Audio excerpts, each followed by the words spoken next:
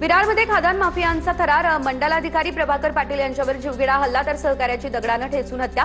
दगड आणि दांडक्यांनी सरकारी गाडीची तोडफोड केली। आरटीआय कार्यकर्ता आत्माराम पाटील यांची हत्या।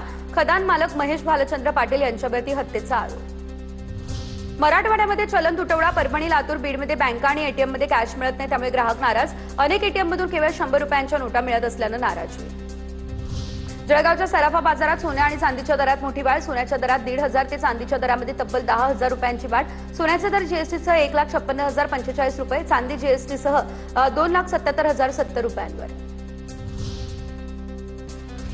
नसरापूर अत्याचार प्रकरणातील प्रत्यक्षदर्शी साक्षीदार सापडला। आरोपी चिमुकलीला गोठ्यात घेऊन जाताना पाहिल्याचे पुरावे हाती। पोलिसांनी 18 ते 20 गावकऱ्यांचे जबाबही या प्रकरणामध्ये नोंदवले। भोंदूबाबा मनोहर भोसले आणि विशाल वाघमारेची न्यायालयीन कोठडीत रवानगी। त्याला जामिनासाठी आता रीतसर अर्ज करावा लागेल। फसवणूक आणि जादूटोणा या प्रकरणामध्ये यापूर्वी 7 दिवसांची पोलीस कोठडी सुनावलेली। अवैध दारू विक्री विरोधात आता राज्य सरकारचा मोठा ऍक्शन प्लॅन। स्थानिक नियंत्रण समित्यांमध्ये पोलिसांचा थेट सहभाग वाढणार। हातभट्टी आणि बेकायदा दारू विक्री रोखण्यासाठी विशेष मोहीम।